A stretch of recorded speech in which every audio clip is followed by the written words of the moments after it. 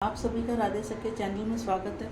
भगवान श्री हरि और माता रानी से प्रार्थना करते हैं आप सब लोग सुरक्षित होंगे, सुखी होंगे। ठीक प्रकार जैसा कि नवरात्रे, चैत्रीय नवरात्रे, महामाई के नवरात्रे शुरू होने वाले हैं। सबसे पहले तो आप सबको हमारे हिंदू धर्म के हिसाब से नव वर्ष की बहुत बहुत बहुत शुभकामनाएं।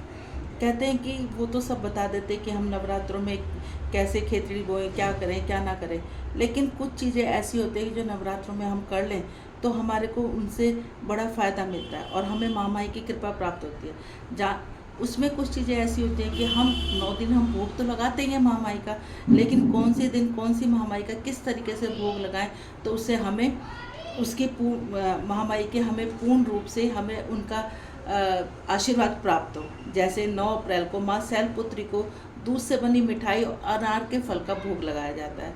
10 अप्रैल माँ ब्रह्मचारिणी को मिश्री और 2 सेब का भोग लगाया जाता है। 11 अप्रैल माँ चंद्रघंटा को सफ़ेद बर्फी और 3 केले का भोग लगाया जाता है। जो मैं ये क्वांटिटी बता रही हूँ कि 2 सेब का और 3 केले का, तो ये इसी रूप में लगाया जाता है। और ये 12 अप्रैल माँ कुसमुंडा माता को पेठे की मिठाई होती है और 4 नाशपाती, इस टाइम नाशपाती या नाक जो भी आपको मिले उसका भोग लगाया जाता है। 13 अप्रैल माँ स्कंद माता को सफ़ेद पेड़ा और अंगूर का भोग लगाया जाता है।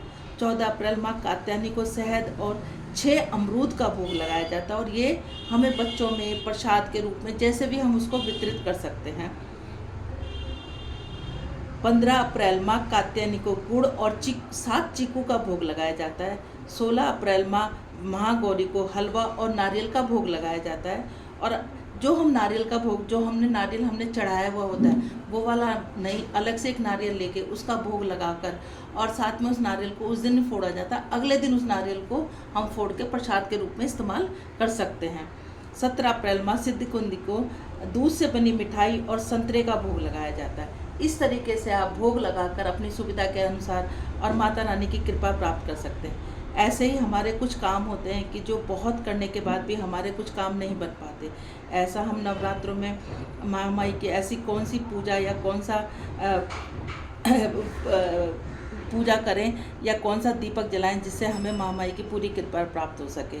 जैसे कि नवरात्रि में पूरे 9 दिन चमेली के तेल में दीपक, चमेली का एक तेल का दीपक अलग से बनाएं, उसमें 2 लौंग डालकर जलाएं और इनको हम महामाई के साथ बजरंगबली की मूर्ति रखते हैं या बजरंगबली की हमारे पास फ़ोटो है, उसके आगे 9 दिन सुबह शाम 2 लौंग डालकर चमेली के तेल से बजरंगबली की तस्वीर के आगे रखें और दीपक जलाने के बाद या तो दुर्गा चालीसा या हनुमान चालीसा का पाठ करें। फिर देखना आप लोगों का जो मुश्किल से मुश्किल, रुका से रुका काम है वो भी पूरा हो जाएगा।